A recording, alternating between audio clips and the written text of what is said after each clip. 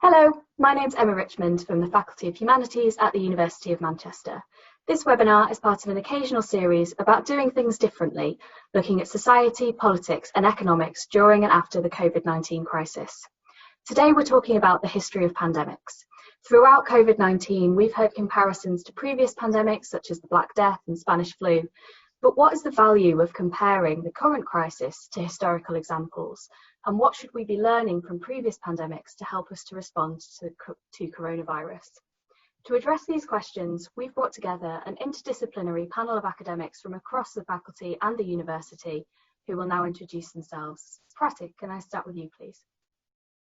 Hello, Emma. Thanks for inviting me. I'm Pratik Chakrabarti. I'm a professor of History of Science, Technology and Medicine at the University of Manchester. Thank you. And Tanya? My name is Tanya Müller. I'm a professor of political sociology at the Global Development Institute, also at the University of Manchester. Thank you. And finally, Jamie. Hi, thanks for having me. I'm a PhD candidate in sociology, also at the University of Manchester. Thank you very much. So to kick off then, Pratik, can I ask you to give us a little bit of an intro to how often pandemics occur throughout history and what kind of impacts do we see on society in the aftermath of pandemics? Thank you, Emma.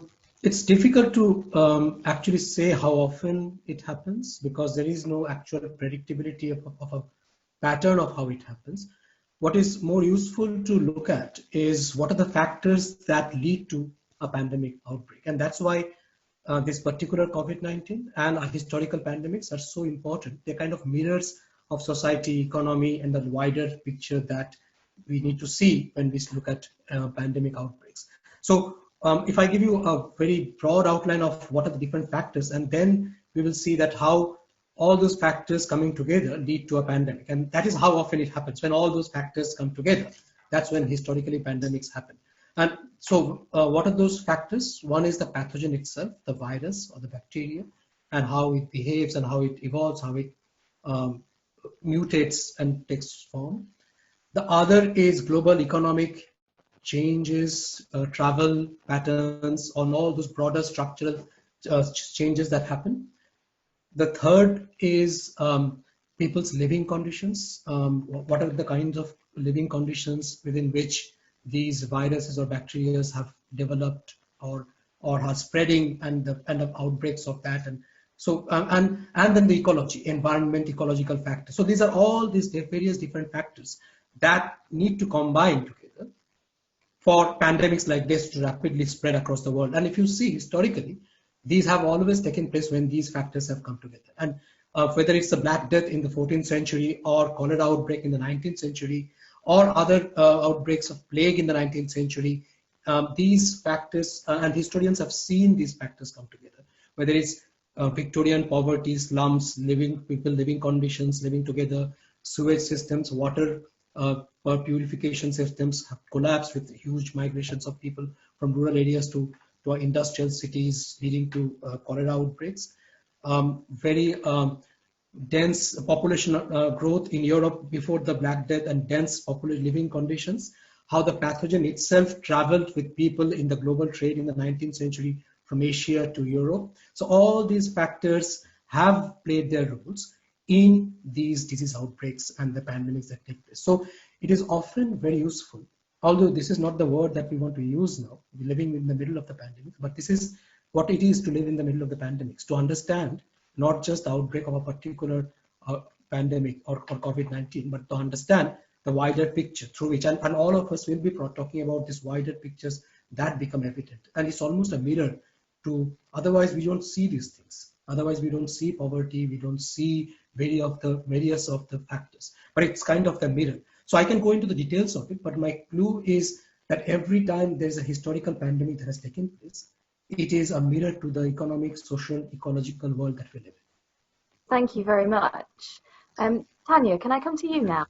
I fully agree with what Pratik has said. And just to sort of maybe put a little bit more context with particular pandemic on this, let me just turn to the maybe last really big global pandemic that's still with us, HIV/AIDS.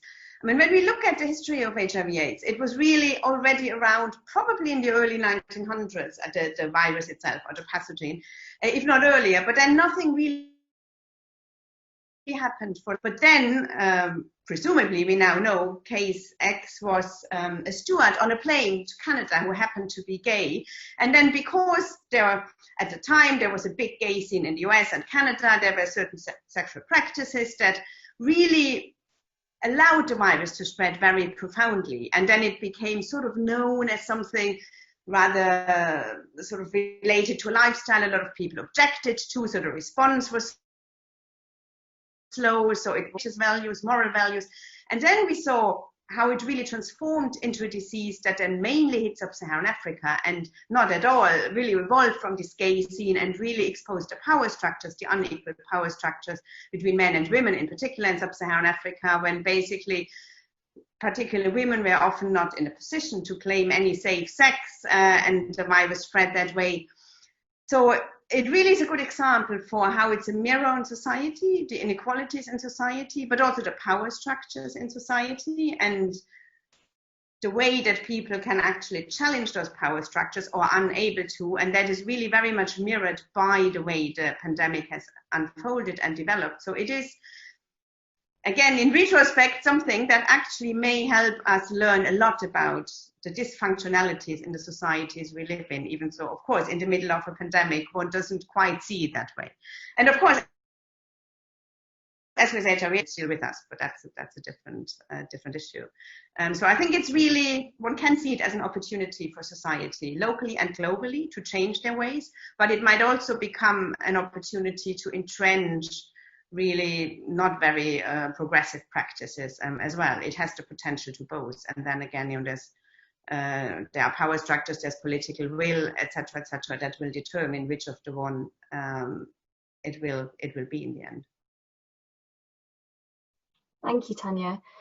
Jamie, this is similar to your area of research, isn't it? Yeah, it's quite similar, and I think a lot of what I'm interested about when comparing HIV and COVID is how a lot of the mainstream media do not do that comparison. We've seen lots of headlines talking about COVID as the first modern pandemic and, a once-in-a-lifetime event, when in fact it was 40 years ago when AIDS ravaged communities across the US and Europe. In 1995, AIDS was the leading cause of death among adults aged 25 to 40 in the US. And that was 25 years ago. Most of us were alive. And I think that intentional forgetting of such a massive crisis tells us a lot about how our memory works, and we need to evaluate that memory. Why are we ignoring that significant precedent, instead going for something as far back as the Spanish flu or even the Black Death?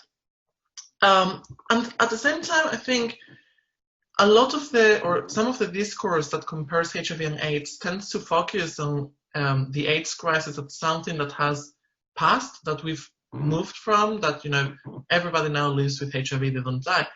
It is a crisis for many communities, both in sub-Saharan Africa, but also in countries such as the US and even here in the UK. There are many communities that are still being diagnosed late and that are dying from AIDS, and that is not down to any particular lifestyle, it's not particular sexual practices. It comes down to simply a government willingness to let them die, a lack of government funding for programs, a lack of welfare state, a lack of action. And I think that's what we need to really remember and focus on and hold accountable our governments and institutions for what we've learned in the past to the current pandemic. Thank you, Jamie. I'm going to pick up with you again for the next question, because I think it's similar to some of the themes you've already touched on. Pandemics have been described at times as a great leveler of society. Was that true in the past, and have we seen that with COVID-19?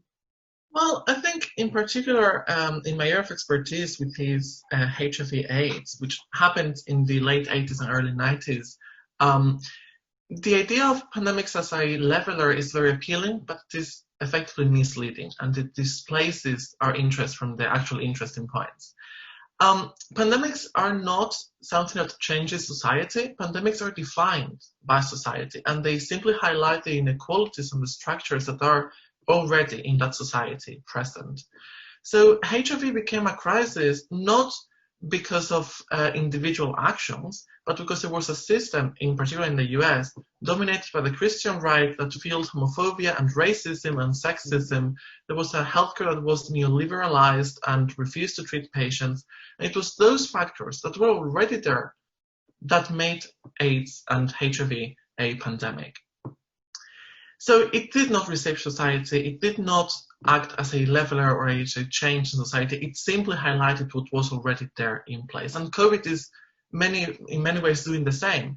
Early research already suggests that there are certain communities that are much more affected, and communities that already have more unstable housing, more unstable jobs, face discrimination from police and healthcare practitioners, and those communities are suffering from COVID and COVID deaths at higher rates. And we also know that private healthcare has worse outcomes. Countries that have privatized healthcare have worse outcomes than those that have socialized or universal healthcare. Of course, there are a lot of things that have changed, and they changed in the HIV crisis and they changed in the COVID crisis. The way we experience intimacy, the way we think about sociability, the way we have suffered and mourned for the death of so many people, those things are there, and we have to acknowledge them. And many of the ways in which we socialize will change, potentially forever after this. But at the same time, we need to be aware that a lot of what has made COVID a pandemic was already present in society. It was already there. It was not a leveler. If anything, COVID-19 is affecting those who were already affected at higher rates. Thank you, Jamie.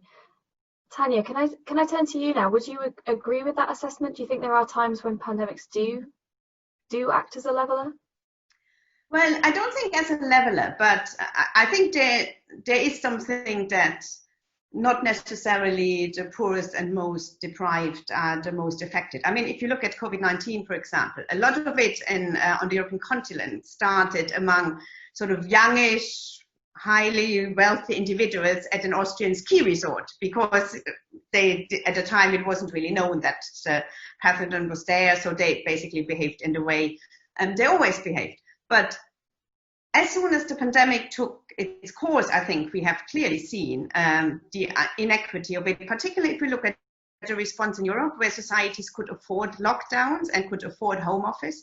It's people in precarious jobs who can't work in home office, who are the cashiers in the supermarket or the caring staff in hospitals or old people's homes, very often from a different ethnicity, at least in the UK, even though I'm based in a continental European country at the moment where this is a bit different.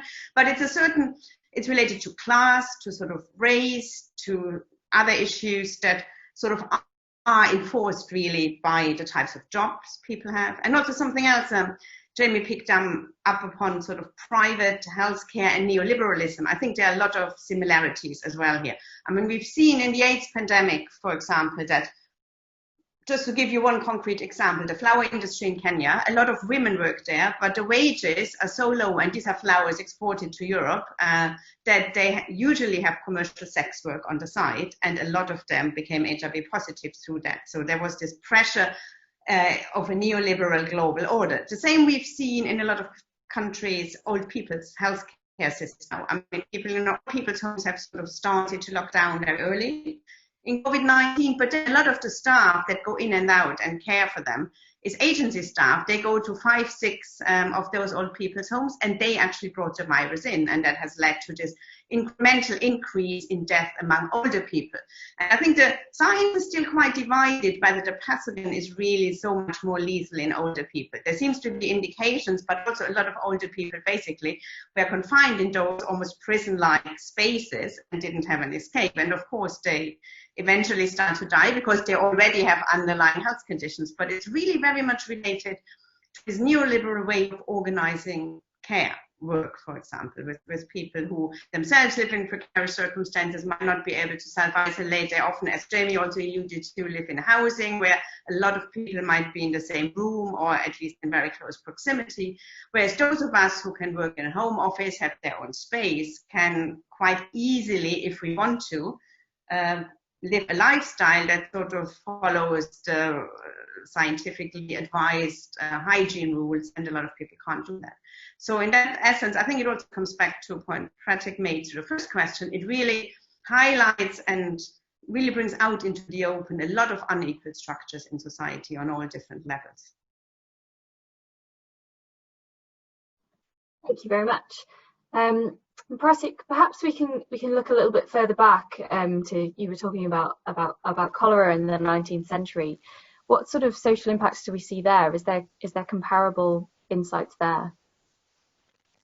Yes, cholera was one of the first major pandemic outbreaks after the Black Death. So it spread very rapidly, and there's a lot of parallels of how it spread from Asia across continental Europe to Western Europe, and then to America and other parts of the world. So it was quite rapid, and it had huge mortality rates across Europe, Asia, eastern parts of Africa, east coast of America. And most doctors or physicians in the 19th century had no idea of how to tackle the problem. And they were so this was a huge price to be paid. But what is interesting in cholera is if you see the history of cholera research as a bacteriological research, so the actual pathogen was discovered much later by Robert Koch in 1893. But the way they tackled the cholera problem in Europe, particularly, and in parts of America, North America, is by making structural changes. So the cholera problem in Europe had been solved almost or addressed before the pathogen itself was discovered and the vaccines were developed. By what? Sewage systems, water supply, so separating the water supply from sewage system. In a way, cholera exposed the horrible living conditions that the Victorian poor, the industrial populations had been living in. So by realizing that the problem of cholera is with poverty, so that's a structural issue that Jamie was talking about, that it affects, it shows up the structural problems of a society, and it affects people differently. So the living conditions of the poor became exposed.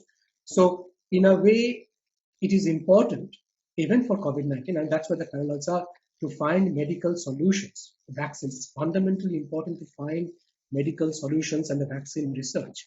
But it is also important to take lessons, and that's the point that Jamie also was making, that there are historical precedences which are important here, to understand the structural problems and how often these issues have been dealt with at the structural level, along with medical research.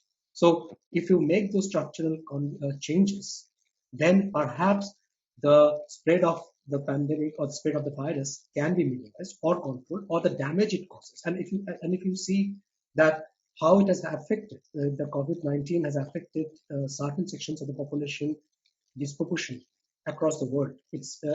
So it's whether it's a BME population in the UK, the migrant workers in India. So there are those are being affected differently, and there is a structural issue that we need to address and understand, along with the medical research that we need to carry out. So that is how I would understand this problem, that there are structural issues that need to be seen as well.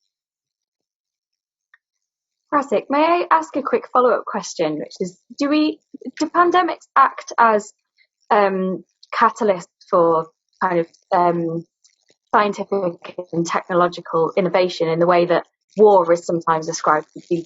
Do we see that in history? They have, and that is a hope. That is a big hope. So pandemics, like in cholera, it brought about major sanitarian movements, sanitarian changes, public hygiene movements, people's housing conditions were changed, and water supply systems. The fact that you can open a tap in Europe and drink the water, which you can't do in India, is because of the cholera outbreak, that the water supply systems were sorted out.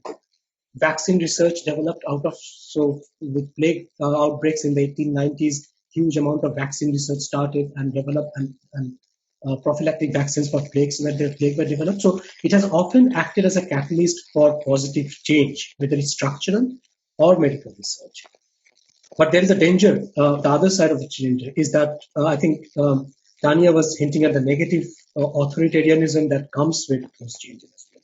So it has often also led to state assuming a lot of power, people's living conditions and conditions of life becoming much more attached to state policies and everyday choices being addressed at a bit higher level. So those are the other sides of the changes that we need to look at as well. So it has often historically acted as a catalyst of change. But even with AIDS, it had always attached itself to the prejudices of homosexuality and all those negative. So it had often acted as a catalyst for a rise of homophobia. So cholera and COVID-19 can act as a catalyst of a distancing of the poor as carriers, as asymptomatic carriers of the disease. So all those factors of identifying disease with a certain kind of people, within quotations, might lead to these ideas historically and today that these are the potential carriers and we need to keep them away from our world. Thank you very much. Tanya, did you want to come in on that? Just to add another dimension to this, I think it also sometimes has acted as an innovation for sort of social movements, because a lot of sort of poor, deprived people or people in communities that didn't have a lot of say in a government response have come together. And I think, for example, in the case of HIV/AIDS, the Treatment Action Campaign has been super successful as such a movement to really challenge the pharmaceutical industry to allow generic drugs and to make medication available for everybody, particularly in the global south, where the pandemic was most prevalent. And also in other ways, also in COVID-19, we see a lot of bottom-up social movements being really innovative and really challenging also this imposition of global rules, how one should behave. I mean, if you do a shutdown in the UK, yes, the UK can probably afford it.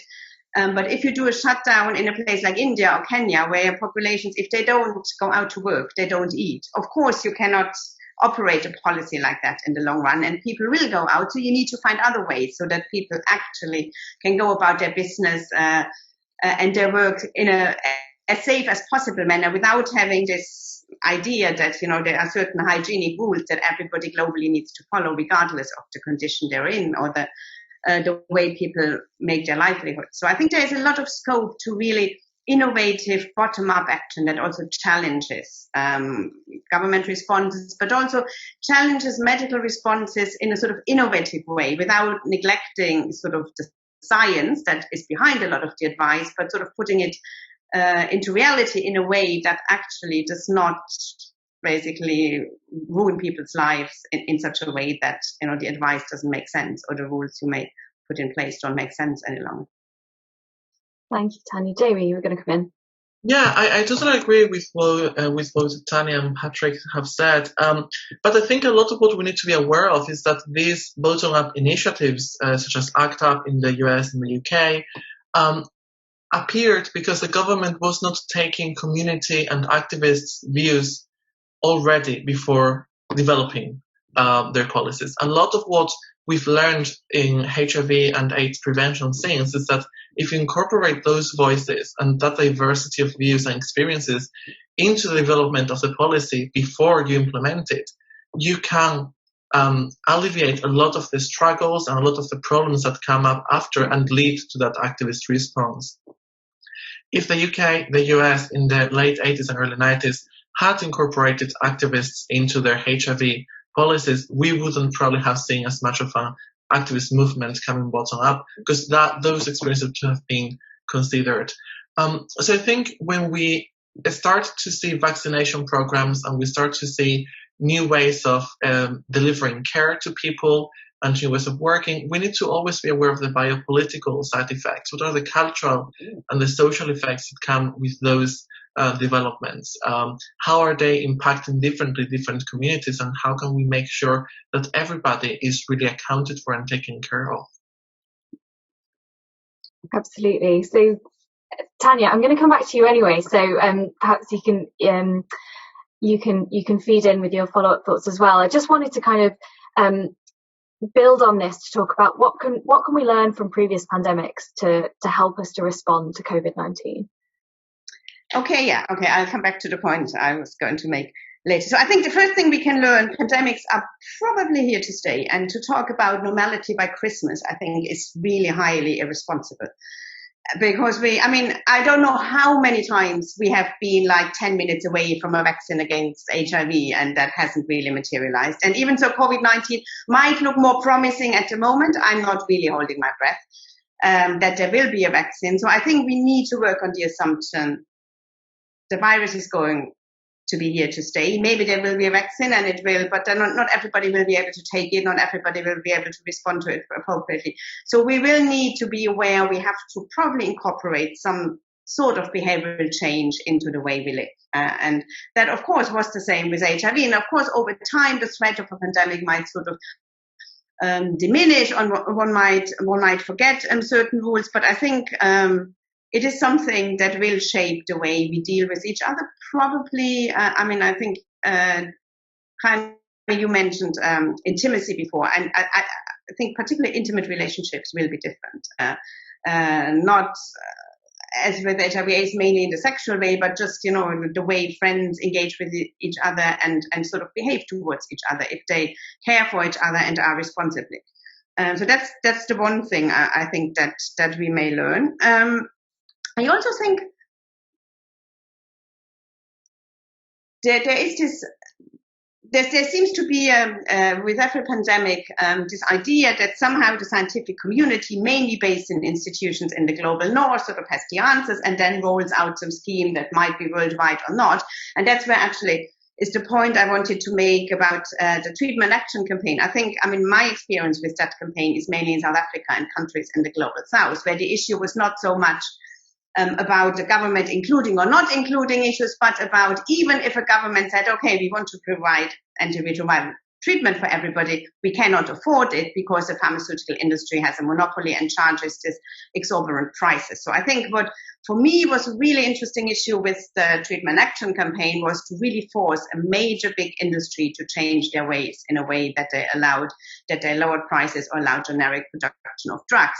At the moment, we seem to see the pharmaceutical industry seems to be in everybody's best books because they are so actively involved in a virus. So I'm not sure this will be sustainable to actually protect the world, because I really don't think a pharmaceutical industry based on a profit motive is a way to sort of equitably distribute a virus. And that again links to my point about social movements. I think for the global south, the issue is really very much different, and it will become to the fore again once a vaccine should be there, and once you have to decide who gets access to vaccinations and in what order. And I'm sure we will see quite a lot of, if it goes not so well, a Hobson vision of the global world society where everybody fights each other, and it will probably be a real mirror of how not so much enlightened actually we are, even so we sort of claim to live in a sort of post-enlightenment age. Okay, I'll stop here for now. No, that's fascinating. Thank you so much, Tanya. Pratik, did you have some reflections on kind of what we can learn to help us to move forward? Yes, thanks. It's obviously we are living in that moment, so it's difficult to project too much in front. And I agree with Tanya on every point she said. That, vaccines are important, but whether we can rely on vaccines as the only mode of trying to deal with the problem, because the virus is probably here to stay. So there are other structural changes, and I keep going back to that word because that is an important word for me. Yeah.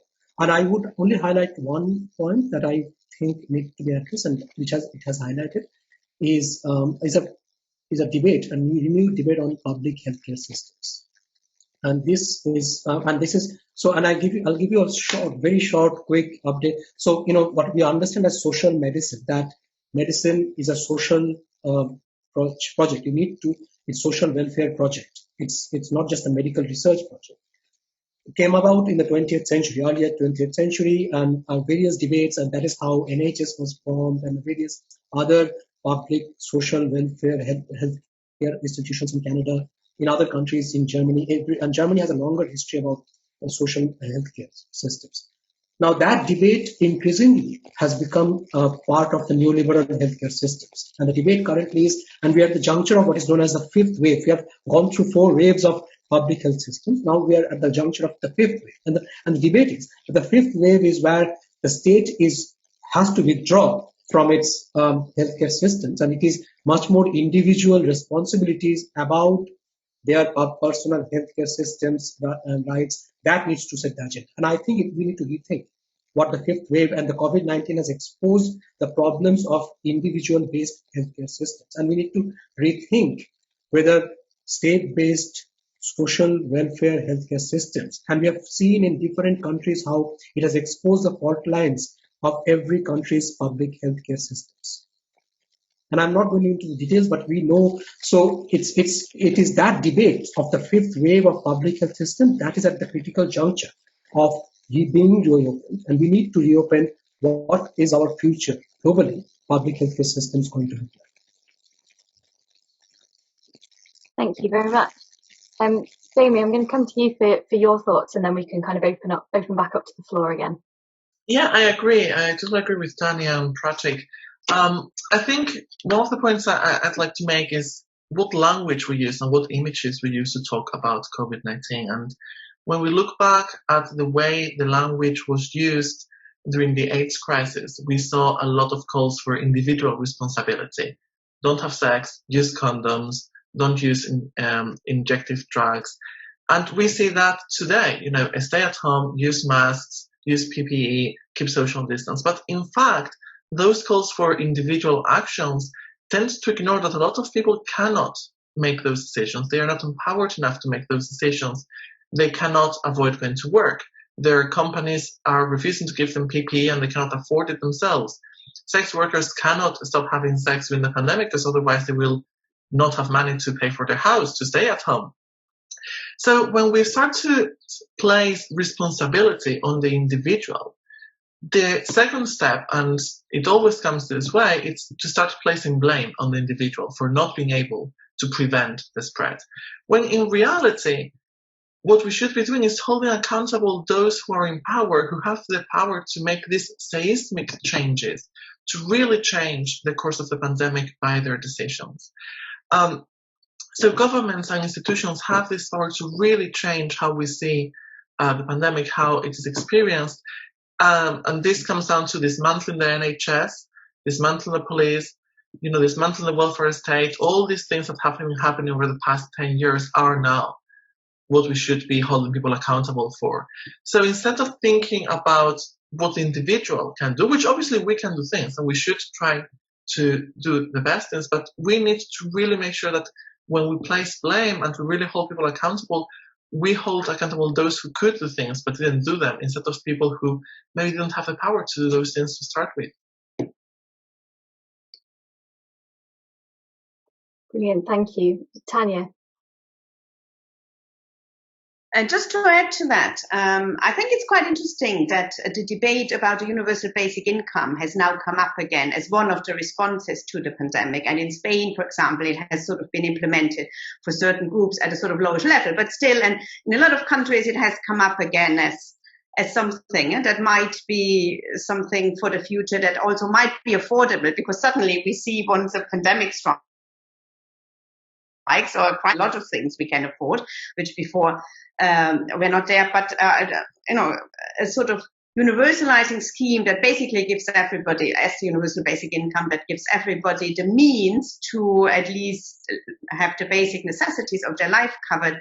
Sort of really quite interesting how that has gained prominence again as in discussion of the response to COVID-19. Absolutely, fantastic. Does anyone have any final points that they'd like to raise? Great. Well, in that, sorry, Pratik, go ahead. So just a very quick point, and this is kind of what I fully agree with Tanya and Jamie's points, and just reiterating the same point that living in the middle of a pandemic, it might seem an unprecedented event, and it's something that is unsettling.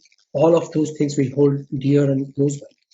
But being a historian, I understand that there are historical precedences, and that's not a comfort, but it gives us a pattern. It is not without pattern. It is not without a shape. It is not without a certain kind of a trajectory. So it is important, and this discussion, I think, has highlighted that there are patterns, shapes, and certain forms that this pandemic has taken, which has had historical and social larger precedents. So that's an important take-home message for, I think, me, and I think that's an important point. It might sound one of the most outrageous situations that we are living through, but and I think this is what people in the 19th century felt like living through cholera. So that's. And I really think the word unprecedented should be cut out from any dictionary, because there is no such thing as something unprecedented. They are always patterned and went on before, even so I'm not a historian. And it tells us a lot of this language of being unprecedented. It tells us a lot about what memories people have and want to emphasize. Why are people forgetting that hundreds of people and millions of people are getting HIV and dying from AIDS worldwide even today? Why are we forgetting the AIDS crisis happened 40 years ago? That's something that we need to really question and evaluate our memory. Absolutely, and I think that's a great point for us to wrap up, and just emphasising the importance of not just looking at the now, at looking back at these historical precedents. So I'd just like to say a huge thank you to all of our panel for their insights today. If you have any questions, then please send them to us using social media, using #UOM Humanities. And thank you very much, and goodbye.